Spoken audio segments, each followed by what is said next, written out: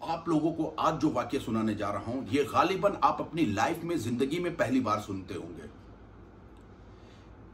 अबू साद नशापुरी, इन्होंने शरफ मुस्तफा के अंदर ज़ैयद सनद के साथ बयान फरमाया है कि यमन का एक बादशाह था, तुबा अव्वल।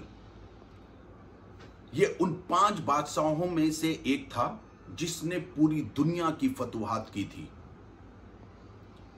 और इसकी लश्कर में 1,33,000 घोड़सवार और 1,13,000 प्यादा थे। ये जिस मुल्क को, जिस शहर को फतेह करता था, वहां से ये टॉप क्लास के 10 लोगों के अपने लश्कर में शामिल कर लेता था बतौर एडवाइजर। अहले ईमान भी होते थे, अहले हुक्मरा होते थे, फिजिशियन, हकीम होते थे। ये उन लोगों को, दानिशमंद होते थे, ये उन लोगों को 10 लोगों को, टॉप 10 लोगों को अपने लश्कर में ले लेता था बतौर एडवाइजर।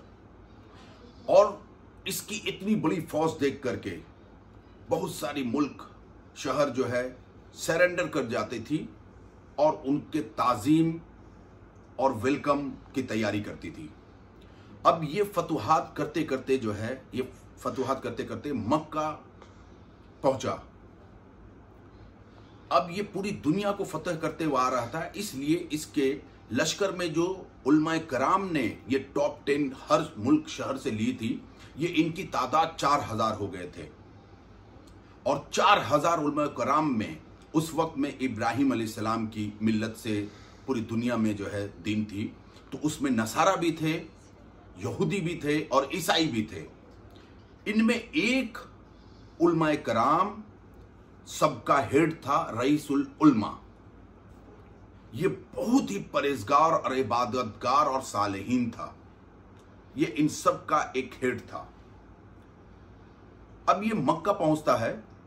मक्का पहुंचते ही देखता है कि इसके इस्तकबाल में कोई नहीं आया, तो ये उस वक्त बहुत गुस्से में आ जाता है और गुस्से में आकर के अपने लोगों को बुलाता है और पूछता है, ये कौन लोग हैं? क्या ये मुझे नहीं जानते कि मैं इतनी बड़ी लश्कर, इतनी बड़ी फौज लेकर के आ रहा हूं? मैं तो इनकी ईंट से ईंट बजा डालूंगा, इन्हें तबाह बर्बाद कर दूंगा। तो इनके एक वजीर थे, मतलब वजीर आजम, जिनका नाम था अमारिश। ये उनको बुलाता है और पूछता है, ये कौन लोग हैं? तो वो बोलता है, आप गुस्से में ना आए, आप इत्मीनान रखें, मैं पता करता हूं, पता करके आपको बताता हूं। अब इनका वजीर जो है, वजीर आजम, जब पता करके वापस तुब्बा अव्वल के पास आता है और बादशाह को बताता है कि ये बद्दू लोग हैं, अनपढ़ लोग हैं, ये भेड़ बकरियां चराते हैं, इनको दुनिया वालों से कोई मतलब नहीं है, क्योंकि इनका मानना है कि इनके पास एक अल्लाह का घर है जिसको खाने काबा कहते हैं, और ये लोग उनके केयरटेकर हैं और उस पे बड़ा नाज करते हैं। जब तुबा अव्वल ने ये बात सुना तो वो जो है बोला, अच्छा ये बात है। उसने अपनी सारी फौज को अलर्ट किया कि सब अलर्ट हो जाओ और सब तैयार हो जाओ। अभी इसने ऐलान नहीं किया था, लेकिन इसके दिमाग में, जहन में ख्याल आया, और ये जहन में ख्याल आना इसके लिए मुसीबत का सबब बन गया, क्योंकि उसी पल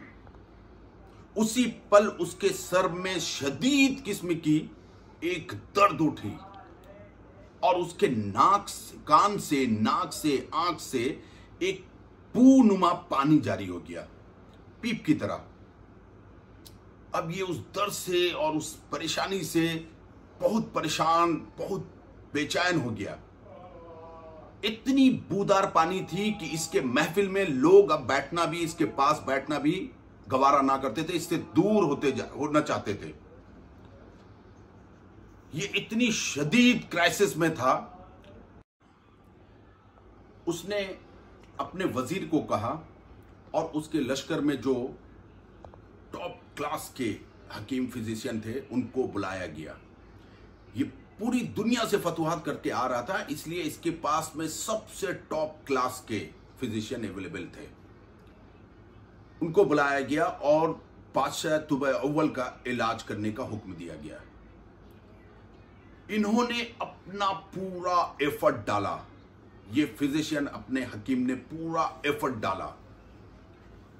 उसके बाद नतीजन आपस में ये लोग मशवरा करके उसके बाद बादशाह सलामत को कहते हैं ये मर्ज आसमानी है, अगर जमीनी होता तो हमारे में से किसी ना किसी को समझ आ जाती और इसका इलाज हम निकाल देते, लेकिन जो कि ये आसमानी मर्ज है इसलिए इसका इलाज भी आसमान में है, हमारे पास नहीं है।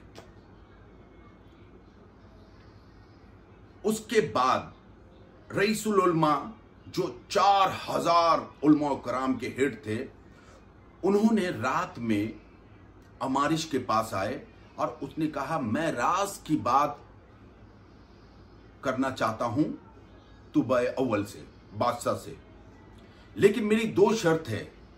एक ये कि ये बात जो है मैं और बादशाह के बीच में हो, कोई खलल ना हो और ये बात कहीं फैले नहीं, ये राज की बात है।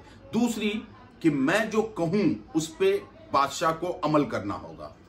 ये 2 शर्तें रख करके उसने बादशाह के वजीर को बताया, वजीर ने बादशाह को बताया, जो कि बादशाह तुबय अव्वल बहुत ज्यादा क्राइसिस में था, इतना ज्यादा परेशान था, उसने ये दोनों बातों के लिए एक्सेप्ट कर लिया, राजी हो गया। अब उलमा रईसुल उलमा जब बादशाह के पास आते हैं तो उससे पहला सवाल पूछते हैं कि क्या आपने जब पता चला कि ये मक्का में अल्लाह का एक घर है और ये लोग उसके केयरटेकर हैं और उस पर बड़ा फख्र और नाज करते हैं, तो आपके जहन में कोई ख्याल आया माज़अल्लाह इसे मिसमार करने का? उसने कहा हाँ, मेरे जहन में ये ख्याल आया, मैंने सोचा और यहां तक के कि इन लोगों को भी कत्ल करने के बारे में मैंने सोचा था। दूसरा जो रईसुल उलमा ने कहा कि अब इस पे अल्लाह से माफी तलाफी कर लीजिए, माफी तलाफी कर लीजिए, अल्लाह से अपने इन जहनों में आने वाली सोच के लिए तौबा कर लीजिए, अल्लाह पाक आपको इस मर्ज से निकालेगा। बादशाह सलामत ने उसी वक्त फौरन अल्लाह से माफी तलाफी की, अल्लाह ने उसकी इस माफी को कबूल किया और फौरन उसके सर का दर्द चला गया और जो बूनुमा पानी नाक से, कान से, आंख से निकल रहा था वो बंद हो गया। अब बादशाह अपने लश्कर को, अपने फौज को लेकर उसी रात मक्का छोड़ करके रवाना हो जाता है।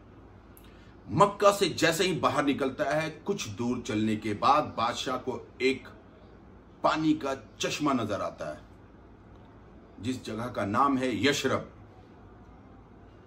यशरब का मतलब ही होता है पानी का चश्मा।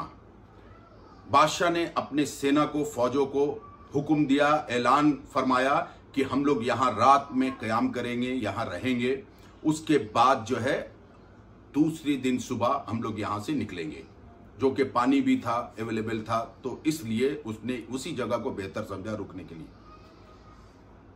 सारी सेना वहां रुक गई, सब रुके वहां। दूसरे दिन बादशाह ने ऐलान किया कि अब निकलने की तैयारी हो, हम लोग निकल रहे हैं। तो सारी तैयारी हो गई। ऐन वक्त पे जब निकलना था तो उस वक्त में 4000 उलमाए कराम जो तुबय अव्वल के लश्कर में एज ए एडवाइजर तुबय अव्वल लेकर के साथ चल रहा था, उन्होंने आपस में एक फैसला किया, आपस में एक डिस्कशन की। उसके बाद वजीर आजम वजीर अमारिश को बताया कि हम यहां से अब आगे बादशाह के साथ जाने वाले नहीं हैं, इस जगह को छोड़ के अब हम आगे नहीं जाएंगे। अगर बादशाह सलामत हम लोगों को कत्ल कर दे, मेरे सरों को काट दे, तो भी हम मंजूर करते हैं, लेकिन अब हम इससे आगे नहीं जाएंगे, चाहे हम लोगों की जिंदगी ना खत्म हो जाए। अमारिश को कहा उसने कि अब ये एक बात जो है बादशाह को पहुंचा दो, तुबय अव्वल को, कि हम अहले ईमान, अहले किताब वो लोग हैं जो पूरी दुनिया में हुजूर नबी पाक सल्लल्लाहु ताला अलैहि वसल्लम की बेसत की किताबों को पढ़ा है, और हर नबी को अल्लाह पाक ने, हर नबी को, हर कौम की नबी को अल्लाह ने पैगाम दिया, ऐलान करवाया कि हमारा एक महबूब, मेरा एक महबूब इस दुनिया में आने वाला, उनकी आमद है, उनकी बेसत है। इसलिए हर नबियों को हुक्म दिया गया था, तो वो अपनी उम्मत को, अपने लोगों को बताते थे कि अल्लाह का एक महबूब की आमद है। इसलिए सारे अहले ईमान और अहले किताब को ये इल्म था, क्योंकि हर मजहब के हर किताबों में अल्लाह ने ये बात ऐलानिए फरमाई है। इसलिए अहले किताब को ये पता थी, उनको ईमान था कि हुजूर की आमद और बेसत इसी जगह पे है। इसलिए वो इस जगह को छोड़ के नहीं जाना चाहते, क्योंकि अहले किताब हैं वो लोग जो जानते थे कि हुजूर पाक सल्लल्लाहु अलैहि वसल्लम की विलादत जो है वो मक्के में होगी और वो हिजरत करके मदीने आएंगे। और चुका था, अल्लाह तबारक ताला ने आसमानी किताबों में फरमा दिया था कि मेरे महबूब की आमद है। हुजूर नबी पाक सल्लल्लाहु ताला अलैहि वसल्लम की आमद इस मक्के में है, उनकी मिलाद की जगह यह है, और यहां से हिजरत करके वो मदीना यानी यशरब यानी कि मदीना में जाएंगे। इसलिए उन्होंने इरादा कर लिया कि अब हम यहां से नहीं जाएंगे। वजीर अमारिश ने जाकर के सारी बातें बादशाह को बताई, तो बादशाह ने कहा अगर ये बात सच है तो मैं खुद उनके इंतजार में रहूंगा। तुबा अव्वल ने इरादा किया वहां से जाने का, लेकिन उससे पहले उसने 4000 घर बनवाए और रईसुल उलमा को बुलाया। अब बुला करके उनके लश्कर में, ये पहले इंटरनेशनल लॉ हुआ करता था कि लौंडियों को खरीद बेच ये कर सकते थे, इंटरनेशनल लॉ था। इस्लाम आने के बाद तो इस पे पाबंदियां लगी, बंद किया गया ये, लेकिन पहले ये लॉ था। तो 4000 लौंडिया जो उसके लश्कर में थी, माले गनीमत के हिसाब से वो एक एक आलिम के साथ में शादियां करवाई और एक को एक घर दिए। 4000 घर ऐसे ही बना करके उसने दिया। इस तरह से मदीने की इब्तदा हुई, मदीने शहर की इब्तदा हुई तुबा अव्वल के हाथों। और उसने रईसुल उलमा को बुलाया और बुला करके कहा कि तुम गवाह रहना कि मैं मोहम्मद सल्लल्लाहु ताला अलैहि वसल्लम के सुन्नत पे ईमान ले आया और उनके रब पे और हर शय के रब पे ईमान लाता हूं। और उसने फिर एक खत लिखा हुजूर नबी पाक सल्लल्लाहु ताला अलैहि वसल्लम के नाम पे और नीचे अपना मोहर लगा दिया, तूबा अव्वल हिमरी। खत में लिखता है कि या रसूलुल्लाह सल्लल्लाहु ताला अलैहि वसल्लम, मैं आपके आमद से, बेसत से पहले आपके उम्मती में शामिल होता हूं और आपके सुन्नत पे और आपके तरीकत पे और आपके रब पे और हर शय के रब पे ईमान लाता हूं। अगर मेरी जिंदगी में मैं आपको ना पा सकूं या रसूलुल्लाह सल्लल्लाहु ताला अलैहि वसल्लम, तो मेरी दरख्वास्त है कि हश्र में मेरी शफाअत फरमाना। और ये खत उसने रईसुल उलमा के हाथ में दे करके और उनको नसीहत की कि तुम अगर अपने जमाने में हुजूर नबी पाक सल्लल्लाहु ताला अलैहि वसल्लम को ना पा सको तो नस्लन बाय नस्लन अपनी औलादों को नसीहत करते जाना कि वो जब हुजूर का जमाना पाए तो ये खत उनको दे दे। और 4000 घरों में उलमाए कराम को बसा के एक घर उसने रईसुल उलमा को दिया। वो जमाना यहूदियत का था, क्योंकि इब्राहिम अलैहिस्सलाम की मिल्लत पे। अब उसके बाद जो है वो मक्का खाने काबा में जाता है तवाफ के लिए, और वहां उसने 7 गिलाफे खाने काबा पे चढ़ाई। ये पहला बादशाह पहला शख्स था जिसने खाने काबा के ऊपर 7 गिलाफें चढ़ाई थी। उसके बाद जो है वो 1 साल तक हुजूर की आमद का इंतजार करता है। हुजूर नबी पाक सल्लल्लाहु ताला अलैहि वसल्लम की विलादत हो चुकी थी, उनका आमद हो चुका था, अब उनका जमाना था। तो हुजूर नबी पाक सल्लल्लाहु ताला अलैहि वसल्लम 53 साल की उम्र में जब ऐलान किया हिजरत का मदीना के लिए, तो उस वक्त में मदीने में अलग जो है लोगों में खुशी जाहिर थी, अलग लोग खुश थे, बहुत ईद से भी बड़ी दिन थी। लोग डफलियाँ बजा रहे थे, झूम रहे थे, गा रहे थे, तराने गा रहे थे हुजूर नबी पाक सल्लल्लाहु ताला अलैहि वसल्लम का। अब ये खत जो है, ये उलमा कराम के जो नस्ल के उनके औलादे जो थी, अब वो उन्होंने सोचा कि रसूलुल्लाह सल्लल्लाहु ताला अलैहि वसल्लम के आने से पहले ये खत उन तक पहुंचा दिया जाए। तो उन्होंने जो है बहुत ही परहेजगार और दीनदार देख करके एक शख्स है उनके हाथ में खत दे के रवाना कर दिया, अबू लैला।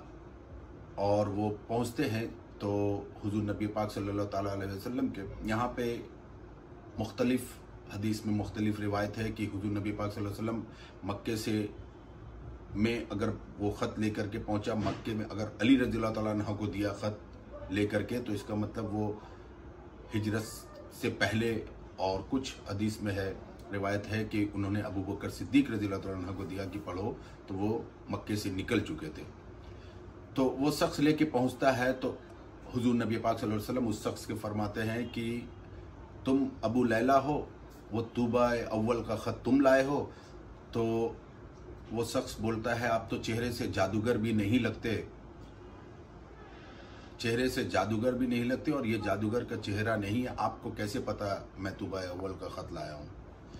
तो हुजूर नबी पाक सल्लल्लाहु अलैहि वसल्लम ने कहा कि मैं मोहम्मद मुस्तफ़ा सल्लल्लाहु ताला अलैहि वसल्लम। उसके बाद जो है मदीना पहुंचते ही लोग जो है वेलकम हुजूर का कर रहे थे, बहुत खुश थे, सब हर कोई चाहते थे कि आप हमारे घर ठहरे, हमारे घर ठहरे। लेकिन अल्लाह के रसूल सल्लल्लाहु ताला अलैहि वसल्लम, हमारे आका ने कहा कि ये ऊँटनी जहाँ रुकेगी, जिस घर पे रुकेगी, मैं वही ठहरूंगा। और ये तो अल्लाह के रसूल सल्लल्लाहु अलैहि वसल्लम के जानवर का इल्म है। हुजूर की अजमत तो इससे कई गुना बड़ी है, ये उनके जानवरों की इल्म है। तो ये ऊँटनी जो है अयूब अंसार के घर के पास जाके रुकती है। हुजूर नबी पाक सल्लल्लाहु अलैहि वसल्लम उसको बुलाते हैं और पूछते हैं कि तुम अपना जो है सिजरा बताओ। तो वो जब सिजरा बताता है तो वो सिजरा जो है जा करके उस रईसुल उलमा से मिलता है जिसको तूबा अव्वल ने खत दिया था और एक घर अलग दिया था कि ये 4000 घर सब तुम्हारे उलमा कराम के लिए, तुम लोगों के लिए, और ये एक घर जो है ये हुजूर नबी पाक सल्लल्लाहु ताला अलैहि वसल्लम के लिए, कि उनकी आमद हो और वो हिजरत करके आए तो इस घर में ठहरेंगे। ये तो हुजूर की जानवर ऊँटनी का कमाल है, तो हमारे हुजूर नबी पाक सल्लल्लाहु अलैहि वसल्लम का इल्म का तो गुमान भी नहीं कर सकते।